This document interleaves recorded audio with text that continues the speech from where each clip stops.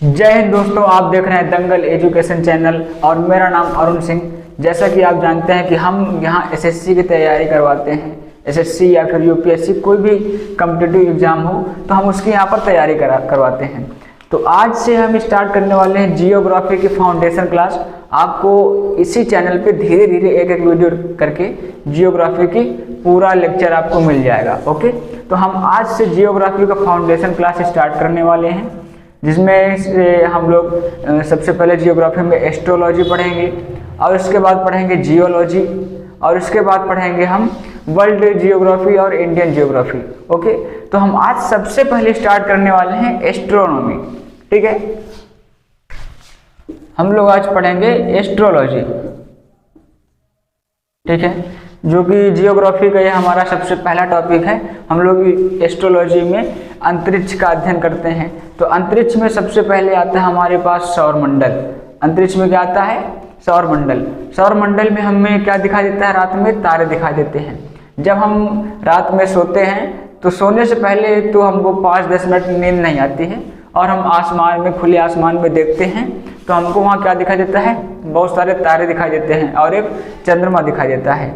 तो हमें बहुत सारे तारे दिखाई देते हैं, लेकिन ये तारे होते क्या हैं, इनका निर्माण कैसे होता है, हम इनको सबसे पहले समझेंगे। ठीक है, तो हम सबसे पहले चलते हैं तारों के बारे में। क्योंकि गाना भी एक बना है कि आ ले चलो तुझे तारों के शहर में। अभी हम बताएंगे तारों का शहर कैसे होता है। ओके, तो सबसे पहले देखो यहाँ पर जो तारे होते हैं, ये सबसे पहले तारे एक बादल के आकार के होते हैं। बादल के आकार का मतलब कोई एक गैसों का गुच्छा होता है। ठीक है, गैसों का एक गुच्छा होता है और जिसे हम लोग निहारिका बोलते हैं। जैसे गैसों का एक बहुत बड़ा बादल है और वहां पर क्या होता है? हाइड्रोजन का हीलियम में संलयन होता है। उस गैसों के बादल में क्या होता है? गैसों के बादल के अंदर हाइड्रोजन गैस का हीलियम में संलयन होता है। ओके, और हम लोग इस क्रिया को बोलते हैं निहारिका। निहारिका, इसे क्या बोलेंगे हम लोग? निहारिका। ओके, और ठीक है, तो इस गैसों के बादल को क्या बोलेंगे हम लोग? निहारिका बोलेंगे। इसके अंदर कौन सी क्रिया होती है? हाइड्रोजन का हीलियम में संलयन होता है। ओके, तो इस संलयन की क्रिया तो आप लोग शायद पहली बार सुन रहे हैं, लेकिन इसके पहले आपने सुना होगा कि विखंडन, है ना, किसी भी चीज का विखंडन, उसमें विखंडन की क्रिया हम लोग केमिस्ट्री में देखे हैं। तो विखंडन की क्रिया में होता है कि यूरेनियम का विखंडन होता है। जैसे आप लोग सुना होगा कि हिरोशिमा में परमाणु बम गिरा है, तो परमाणु बम में क्या होता है कि यूरेनियम का विखंडन होता है। कैसे होता है? एक न्यूट्रॉन उसमें डाला जाता है और न्यूट्रॉन जो है धीरे धीरे यूरेनियम का विखंडन करता रहता है। ओके, तो विखंडन की क्रिया तो परमाणु बम में होती है, लेकिन संलयन की जो अभिक्रिया है वो सूर्य में, ये मतलब तारों में होती है। ओके, और संलयन की अभिक्रिया सूर्य में भी होती है। ठीक है, तो चूंकि सूर्य भी एक तारा है, तो इसी प्रकार तारों में संलयन की अभिक्रिया होती है। हालांकि इस संलयन की अभिक्रिया को अभी तक किसी ने काबू में नहीं कर पाया, लेकिन चाइना ने 155 सेकंड के लिए इस संलयन की अभिक्रिया को अपने नियंत्रण में ले लिया था। ओके, तो तभी एक अफवाह फैल गई थी कि चाइना ने अपना खुद का सूर्य बना लिया है। तो ऐसा नहीं है, उसने अपना खुद का सूर्य नहीं बना पाया। ठीक, यहाँ पर पृथ्वी में कोई भी ऐसा व्यक्ति नहीं है जो अपना खुद का सूर्य बना सके, क्योंकि सूर्य बहुत बड़ा है और उससे जो एनर्जी मिलती है पूरे सभी ग्रहों को मिलती है। ओके, तो खुद का कोई सूर्य अपना नहीं बना सकता। हो सकता है कि भारत भी हमारा संलयन की अभिक्रिया को काबू कर सकता है, क्योंकि यहाँ पर बहुत सारी कंपनियां हैं जो कि इसमें काम कर रही हैं इस संलयन की अभिक्रिया में। ओके, तो हम लोग यहाँ पर देखते हैं, तो कोई भी तारा जो होता है वो सबसे पहले एक गैसों का एक बादल होता है जिसमें हाइड्रोजन का हीलियम में संलयन होता है। ओके, जिसे हम लोग क्या बोलेंगे? निहारिका बोलेंगे। अब देखो यहाँ पर एक गैसों का एक बादल है, गैसों का एक बादल है। तो गैसों में कुछ छोटे छोटे पार्टिकल होते हैं, हाइड्रोजन के पार्टिकल हैं और जो कि किसमें संलयित हो रहे हैं, हीलियम में हो रहे हैं। अब ये पार्टिकल धीरे धीरे पास आने लगते हैं। पास क्यों आएंगे, क्योंकि इनके पार्टिकल के बीच कुछ ना कुछ ग्रेविटी होगी और ग्रेविटी के कारण ये थोड़ा थोड़ा पास आने लगेंगे।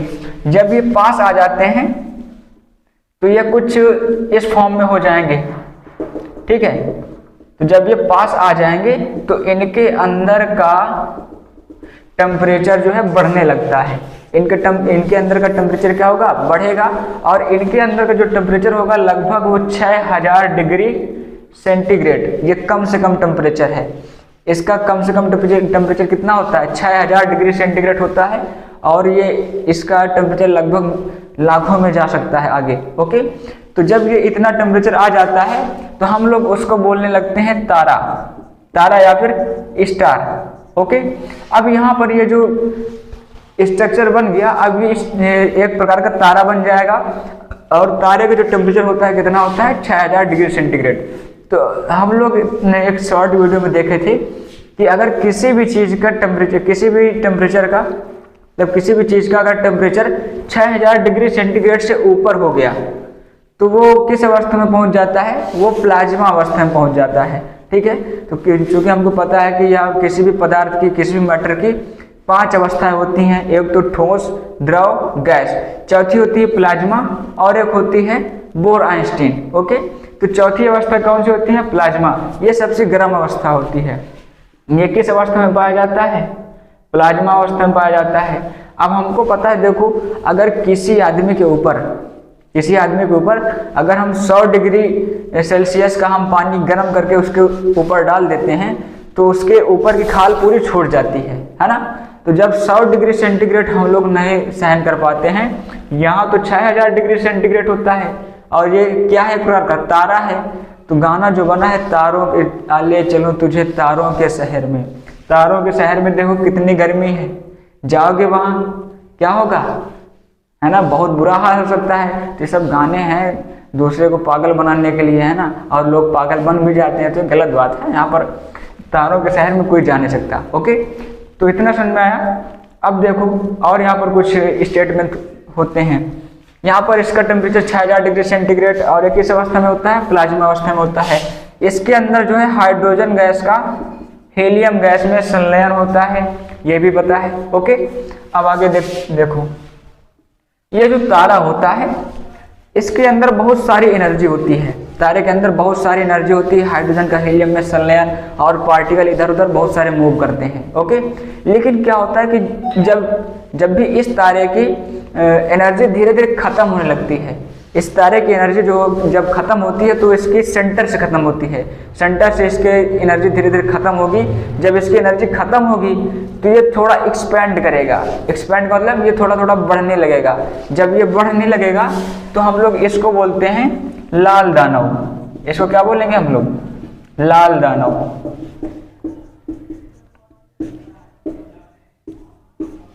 इसको हम लोग बोलेंगे लाल दानव, या फिर रेड जॉइंट बोल सकते हैं, इसको भी बोल सकते हैं रेड जॉइंट। इतना क्लियर है। तो जब भी किसी तारे की एनर्जी अंदर से धीरे धीरे खत्म होने लगती है तो किसका रूप ले लेता है, वो लाल दानव का रूप ले लेता है, ठीक है। अब ये लाल दानव बन गया। अब इस लाल दानव की एनर्जी भी तो अंदर से अभी भी खत्म होगी ना। तो जब इसकी एनर्जी और सारी खत्म होगी तो इसकी 2 कंडीशन हो सकती हैं, या तो इसकी एनर्जी खत्म होके ये फिर से सिकुड़ जाएगा, ठीक है। तो जैसे हम लोग गुब्बारा देखते हैं, गुब्बारे में अगर हम हवा डालते हैं, गुब्बारे में अगर हम हवा डालते हैं और उसकी हवा एक लिमिट तक डालने के बाद उसको फिर से हम छोड़ने लगते हैं, जब हम इसको छोड़ने लगेंगे तो ये गुब्बारा धीरे धीरे सिकुड़ने लगेगा। गुब्बारा क्या होने लगेगा, धीरे धीरे सिकुड़ने लगेगा। या फिर ये भी हो सकता है कि हम गुब्बारे में और ज़्यादा हवा डाल दें तो ये हो सकता है ये ब्लास्ट कर जाए, है ना। गुब्बारा की यही दो कंडीशन होती हैं, या तो अगर हम इसकी हवा निकाल दें धीरे धीरे तो सिकुड़ जाएगा, या फिर अगर हम उसमें और ज़्यादा हवा डाल दें तो ये ब्लास्ट हो जाएगा। तो इसी प्रकार ये भी लाल दानव भी 2 कंडीशन में आता है।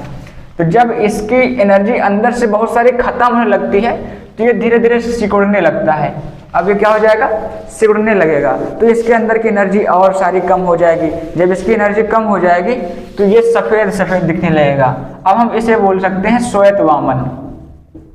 इसको हम लोग क्या बोलेंगे, श्वेत वामन बोलेंगे। ठीक है, देखो यहाँ पर जब तारे की एनर्जी थोड़ा थोड़ा कम होने लगी तो लाल दानव बन गया, जब इसकी एनर्जी और कम हुई तो क्या बन गया, वो श्वेत वामन बन गया। अब इसकी एनर्जी और कम होगी तो बन जाएगा काला वामन, इसको क्या बोलेंगे हम लोग, काला वामन।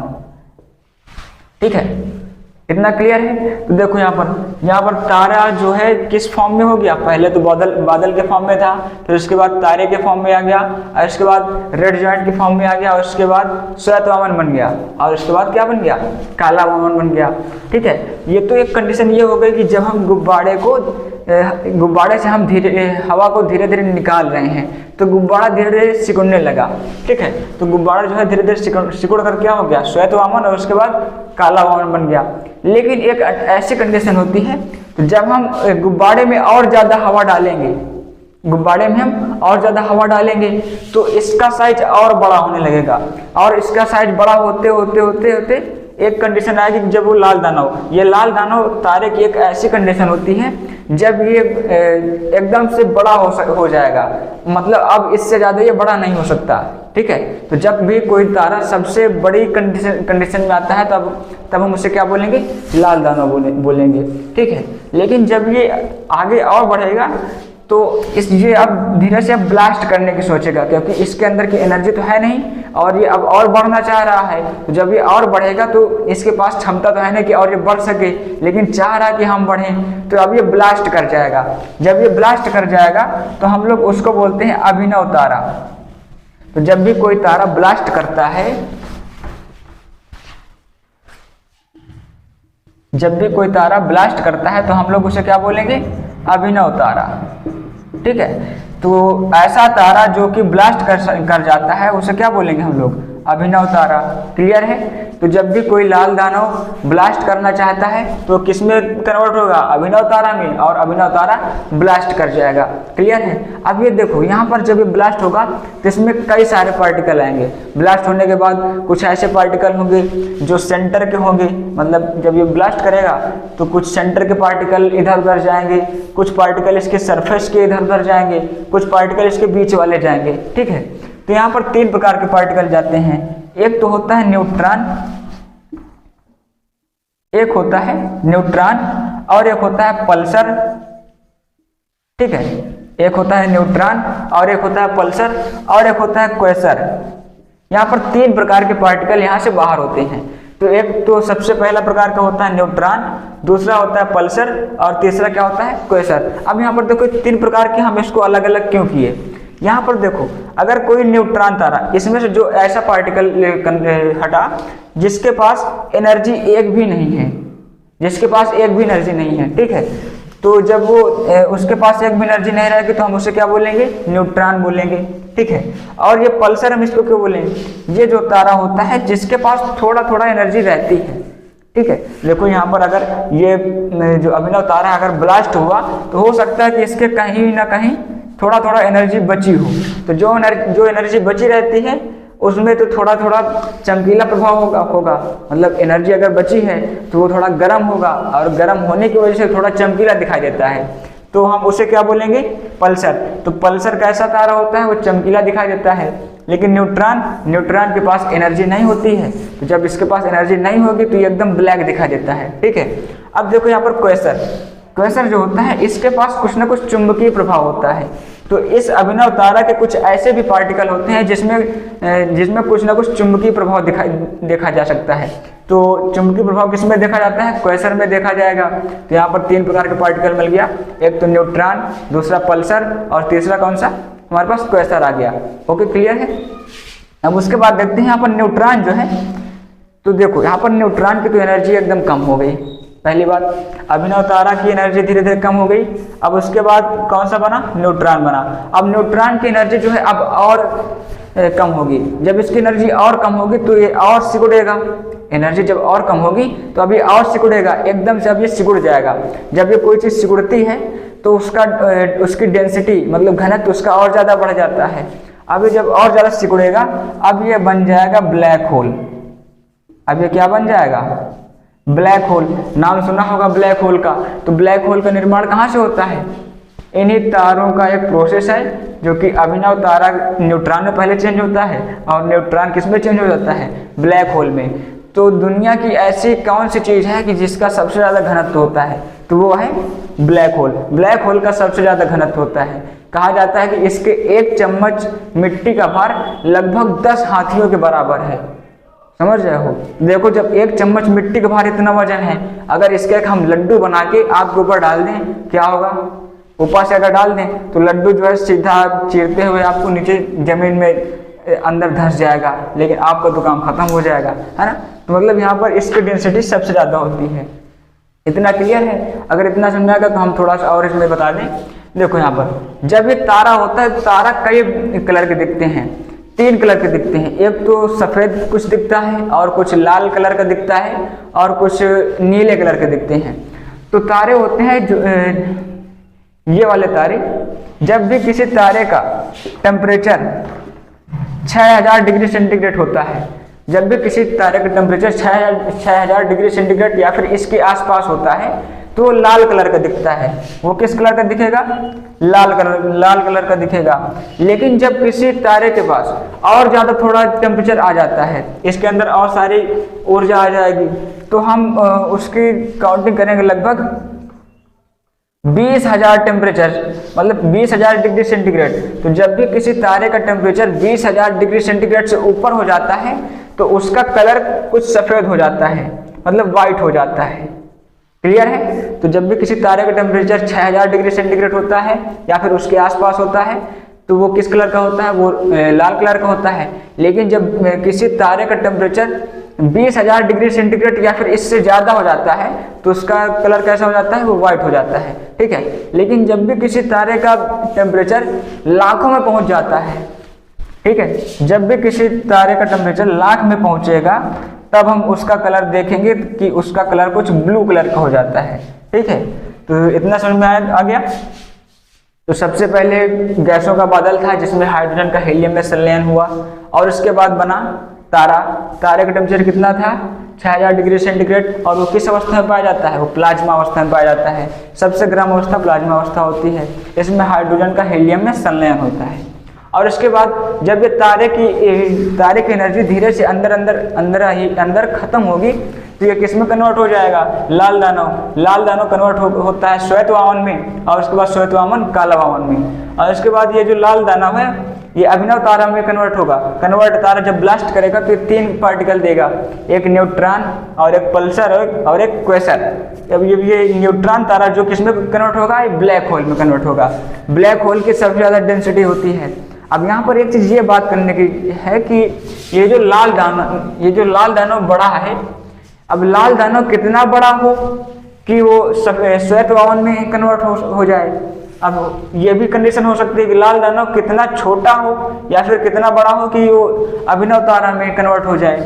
तो जब भी कोई लाल दानव सूरज के 1.44 गुने से अगर छोटा है, सूरज के 1.44 गुने से अगर छोटा है, तो किस में कन्वर्ट होगा?